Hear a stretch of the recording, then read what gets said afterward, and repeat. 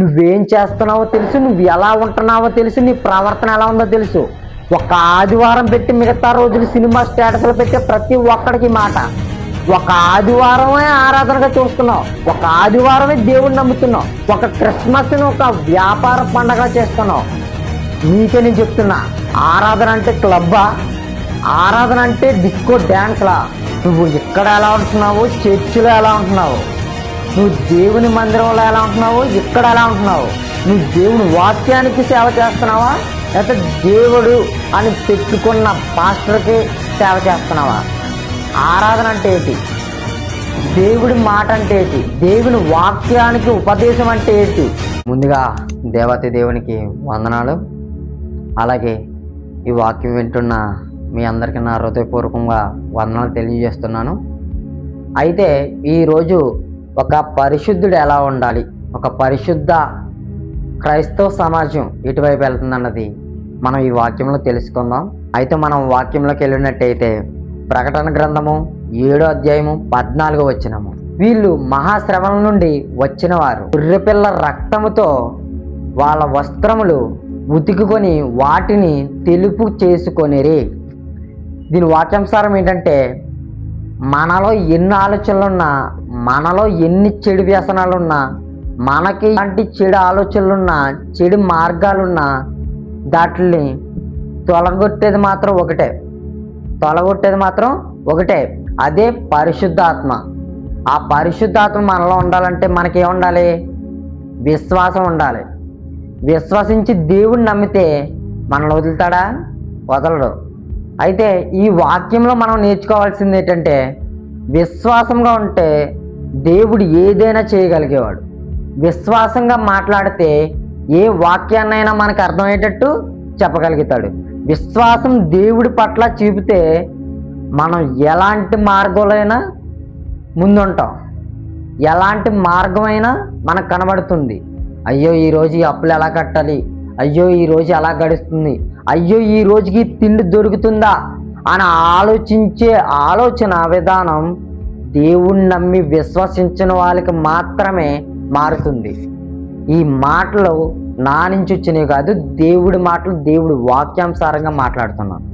అలాగే వీరు మహాశ్రమల నుండి వచ్చిన వారు గనుక వీళ్ళ వస్త్రములు ఏవైతే ఉన్నాయో వాటిని గొర్రెపిల్ల రక్తముతో తెలుపు చేసుకొనిరి. మనకున్న పరిశుద్ధాత్మ ఏదైతే ఉందో, బాప్తీసం ఇచ్చే యోహాను బాప్తీసం ఎలాగైతే ఇచ్చారో అలా మనము కూడా బాప్తిజం అనే పరిశుద్ధాత్మను తీసుకుంటే ఎలా ఉంటామంట?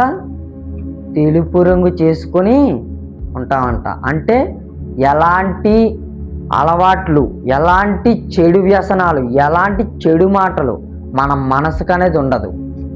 ఈ మాటలు మీకు అర్థమవుతే చాలు. నేను ఏం మాట్లాడుతున్నానో అదొక్కటి మాత్రం అర్థం చేసుకోండి. ఇప్పుడు మనం మాట్లాడుకున్న వీరు మహాశ్రమం నుండి బయటకు వచ్చిన వారంటే ఈ పరిశుద్ధాత్మ ఎవరి మీదకి వచ్చిందంట? మొదటి హతసాక్షి స్టెఫను మీదకి. మొదటి హతసాక్షి ఎవరు?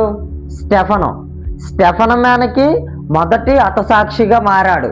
అయితే ఇతనిని ఎంతమంది అక్కడ ఉన్న గ్రామ ప్రజలు ఎవరైతే ఉన్నారో ప్రతి ఒక్కరు కూడా ఇతనిని హేళన చేసేవారు. దేవుడికి మాట్లాడే బోధ ఏదైతే ఉందో, దేవుని కోసం మాట్లాడే బోధని ఎవరికైతే పంచుతున్నారో వీళ్ళందరూ ఎలా మాట్లాడారంట? హేళన చేస్తూ మాట్లాడారు, రాళ్లతో కొట్టారు. అయితే ఇతనిని రాళ్లతో కొట్టి హేళన చేశారు. అలాగే మనం చూసినట్లయితే రోమాపత్రిక 10వ అధ్యాయము 11వ వచనం, ఆయన యందు విశ్వాసం ఉంచిన వాడు ఎవడను సిగ్గుపడనీయుడు. ఆయన యందు మాట్లాడే ప్రతి మాట కూడా జాగ్రత్తగా మాట్లాడాలి. ఆయన కోసం మాట్లాడే ప్రతి మాట కూడా మంచిగా రావాలి. ఎదుటితో మాట్లాడే ప్రవర్తన ఎలా ఉందో చూసుకోవాలి. నువ్వు ఇక్కడ ఎలా ఉంటున్నావు, చర్చిలో ఎలా ఉంటున్నావు, నువ్వు దేవుని మందిరంలో ఎలా ఉంటున్నావు, ఇక్కడ ఎలా ఉంటున్నావు, ప్రతి ఆదివారమే ఎలా ఉంటున్నావా, లేకపోతే దిన గడియలు కూడా ఇలాగే ఉంటున్నావా? అయితే నేను మాట్లాడేది నీతోనే. ఆరాధన అంటే ఏంటి, దేవుడి మాట అంటే ఏంటి, దేవుని వాక్యానికి ఉపదేశం అంటే ఏంటి, దేవుడు మాట్లాడే వాక్యానికి ఏదైతే ఉందో ఆ రిఫరెన్స్ ఏంటి, ఈ ఒక్క మాటని మాట్లాడేది. నేను మాట్లాడేది ఈ ఒక్క మాటే. దేవుడి మాట మనం వింటే దేవుడికి విధేయుడువా, లేకపోతే దేవుడి సంఘ కాపరికి విధేయుడువా, లేకపోతే దేవుడి వాక్యానికి విధేయుడువా? నన్ను అడిగితే నేను దేవుడి వాక్యానికి విధేయుడు అని చెప్తా. ఏం చెప్తారు? నన్ను అడిగితే నేను దేవుడి వాక్యానికే విధేయుడిని. ఎందుకంటే దేవుని వాక్యం మనల్ని మారుస్తుంది. దేవుని వాక్యం మనల్ని మారుస్తుంది. దేవుని వాక్యం మన ప్రవర్తనను మార్పిస్తుంది. దేవుడి వాక్యం మనకున్న చెడు వ్యసనాలు ఏవైతే ఉన్నాయో అవి దూరం అవును గాక. ఆ ప్రతి ఒక్కడు కూడా దేవుడి వాక్యమే. నువ్వు దేవుని వాక్యానికి సేవ చేస్తున్నావా, లేకపోతే దేవుడు అని పెట్టుకున్న పాస్టర్కి సేవ చేస్తున్నావా? నన్ను అడిగితే దేవునికే సేవ చేయి, దైవజనుడికి కాదు. నన్ను అడిగితే దేవునికే సేవ చేయాలి. దేవుడికే మన ప్రతీది కూడా చెప్పాలి. దేవునికి మనకి ప్రతీది కూడా అప్పగించాలి. దేవుడికే మనం అప్పచెప్పాలి. ఈ మాటలు మీకు అర్థమవుతున్నాయో లేవో మరీ ఆలోచించండి. నేను చెప్పే మాటల్లో తప్పు ఉంటుందా, లేదా మీరు ఆలోచన విధానం తప్పు ఉంటుందో ఒకసారి ఆలోచించండి. ఆరాధన అంటే క్లబ్బా? ఆరాధన అంటే డిస్కో డ్యాన్స్లా? ఆరాధన అంటే మేము చేస్తాం. ఆరాధన అంటే అక్కడి నుంచి ఇక్కడికి వరుసగా లైట్లు వేసి సినీ సెట్టింగ్స్ మేము కూడా వేయగలం. కానీ ఆరాధన అంటే అది కాదు. ఆరాధన అంటే దేవుడికి ఇచ్చే ప్రాముఖ్యతగా ఇవ్వాలి. దేవుని ఆరాధన పట్ల, దేవుడికి ఇచ్చే వాక్య ఉపదేశం పట్ల, దేవుడి మాట మాట్లాడేటప్పుడు జాగ్రత్తగా మాట్లాడాలి. దేవుడి మందిరానికి వచ్చినప్పుడు దేవుడి మాట పిలుపు. చిన్నప్పటి నుంచి మీకు అమ్మ నాన్నలు ఏం నేర్పించారు? ఇదా. చిన్నప్పటి నుంచి మన విధానాలు ఎలాగున్నాయి, ఇప్పుడు ఎలాగున్నాయి? ఇప్పుడు ఏం జరుగుతుందో తర్వాత విషయం. అలాగైతే నా మార్పు కూడా దేవుని మార్పే. నేను మారడానికి కారణం దేవుడే. నాకెవరూ లేనప్పుడు కూడా దేవుడే తోడు, నాకు అందరూ ఉన్నప్పుడు కూడా చెప్పండి దేవుడే తోడు. ఎందుకంటే నన్ను అడగండి, నేను చెప్తాను. నీకు కష్టాల్లో, సుఖాల్లోని, డబ్బుల్లోని, అన్నట్లోని మనుషులు రావచ్చు. కానీ ఇదొక్క మాట గుర్తెట్టుకో, నీ కష్ట సుఖాల్లో పంచుకున్నవాడు ఎవరైనా ఉన్నారంటే దేవుడే. నన్ను అడిగితే నీ మార్గం ఏదైతే ఉందో అది దేవుడు చేసిన మార్గం. నన్ను అడిగితే దేవుడి ఆరాధన అంటే ఎంత ప్రాముఖ్యత ఇవ్వాలి. కొన్ని వాల్యుబుల్ టైమ్స్ ఏవైతే ఉన్నాయో ఆ టైమింగ్ దేవుని ఆరాధనకి ఇవ్వి. నీ వాల్యుబుల్ టైమింగ్స్ ఏవైతే ఉంటున్నాయో అవి దేవుని పట్ల లేదా ఈ లోకాశల పట్ల ఉన్నాయో తెలుసుకోవాలి. దేవుడి ఉపదేశాలు ఎలా ఉంటున్నాయో తెలుసుకోవాలి. ఈరోజు వెళ్ళానులే, రేపు వెళ్తే సరిపోద్ది, ఎల్లుండి నుంచి దేవుడిని దీవించేస్తాడు. దేవుడి కృప నీలో ఉండాలంటే ముందు నీకే ఉండాలి?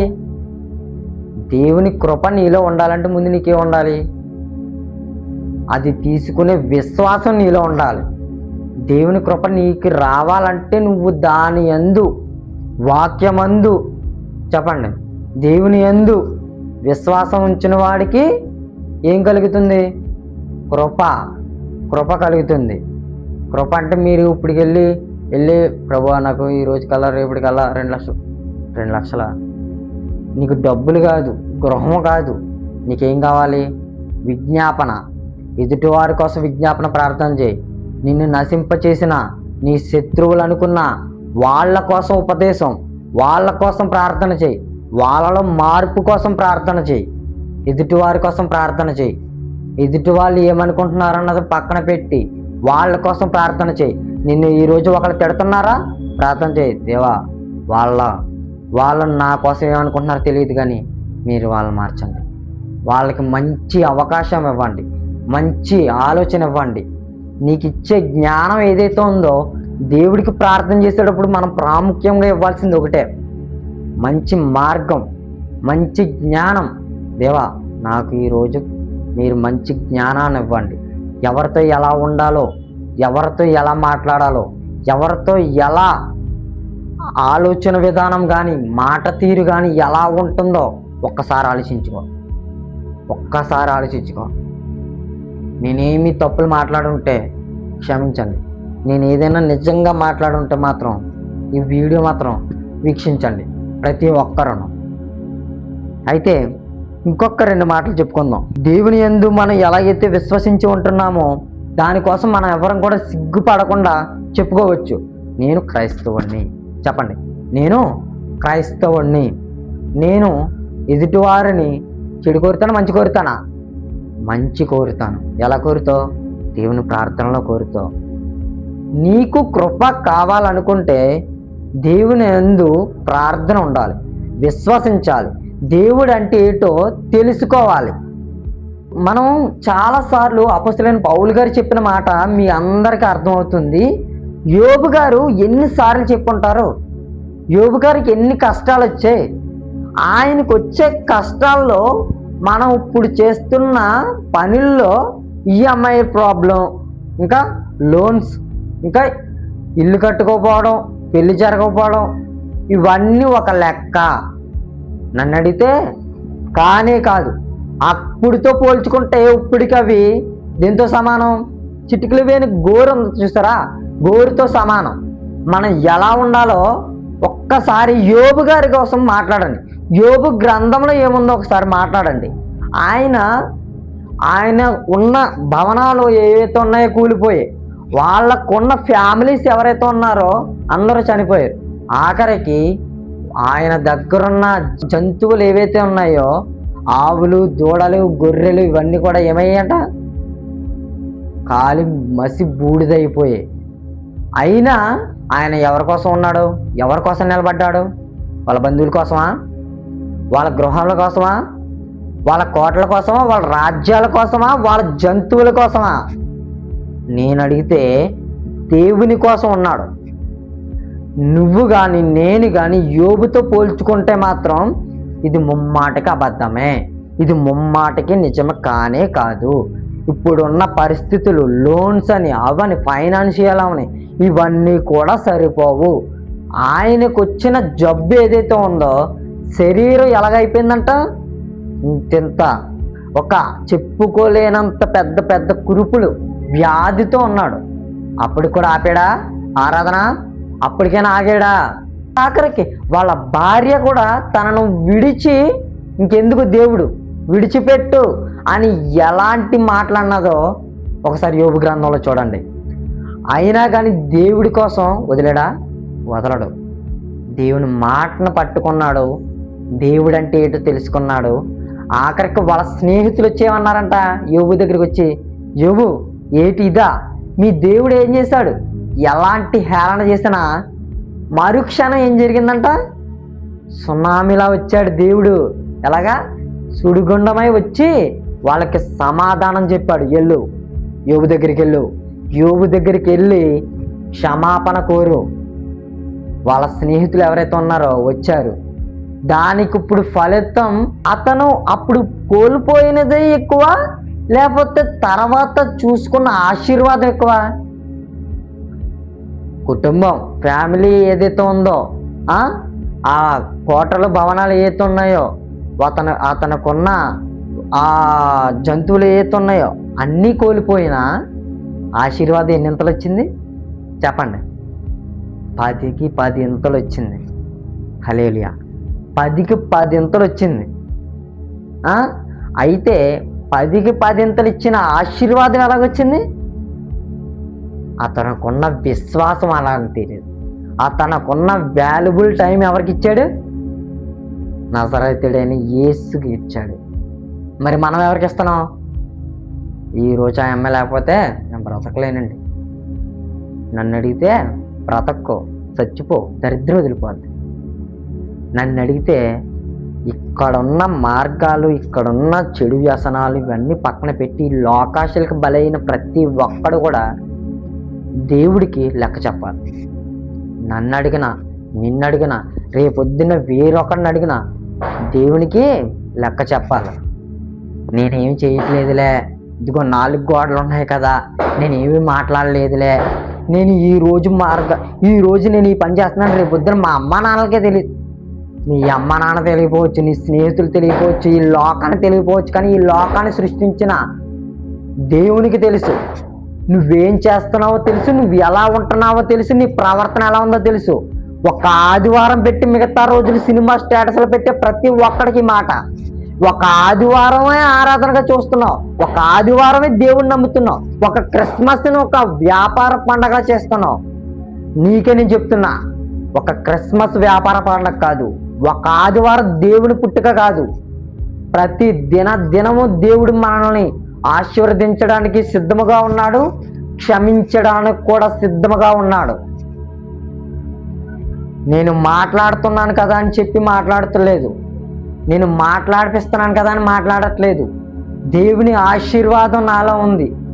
దేవుడు చేసిన నాకు కృప, నాకు దేవుడు ఏమి చేయకపోయినా, నాకు లక్షలు ఇవ్వకపోయినా, నాకు కోటలు ఇవ్వకపోయినా, నేను ఎన్ని ఫైనాన్షియల్స్లో ఉన్నా దేవుడి ఆదరణ ఏదైతే ఉందో నాకు ఆనందంగా ఇస్తుంది. దేవుడు ఇచ్చిన ఆదరణ ఏదైతే ఉందో నాకు సంతృప్తిగా ఉంది. ఒక పాట ఉంది, ఆ పాస్టర్ గారి పాడిన పాట, నేనున్న స్థితిలోనే, నాకు తగ్గిన స్థితిలోనే నాకు ప్రతిదీ కూడా సమకూర్చాడంట. ఎంత బాగుంది! ఆయన ఉన్న స్థితిలోనే సమకూర్చాడు. నేనున్న నా స్టేటస్కి సమకూర్చిన దినం ఏదైతే ఉందో ఇది దేవుడికి ఇచ్చా. ఎంత ఆశీర్వాదకరం! అయితే నీ పట్ల నా పట్ల గొప్ప కార్యములు జరగాలంటే దేవుని యందు విశ్వసించు. దేవుడి మార్గమందు నెమ్మది అనేది ప్రతి ఒక్కడికి దొరుకుతుంది. అయితే నేను మాట్లాడిన దాంట్లో ఏమైనా తప్పులు పొరపాట్లు ఉంటే క్షమించమని యేసు పరిశుద్ధాత్మ నామమున అడిగి వేడి కొనియాడుచున్నాను పరమ తండ్రి. చిన్న ప్రార్థన చేసుకుందాం, చిన్న ప్రార్థన. పరిశుద్ధాత్మ తండ్రి, నీకు వేలాది కోట్ల స్తోత్రములు, వందనములు తండ్రి ప్రభువా. అలాగే ఈ వీడియో వీక్షిస్తున్న ప్రతి ఒక్కరిని ముట్టి స్వస్థపరచండి. ఉద్యోగం చేస్తున్న వారికి, ఉద్యోగం లేని వాళ్ళకి ఉద్యోగాలు ఇచ్చి, ఇంకా వ్యవస్థ ఎటువైపు నడుస్తుందో చూసి, అలాగే యవ్వన బిడ్డలు ఎలాగైతే ఉంటున్నారో వాళ్ళని ముట్టి స్వస్థపరచండి.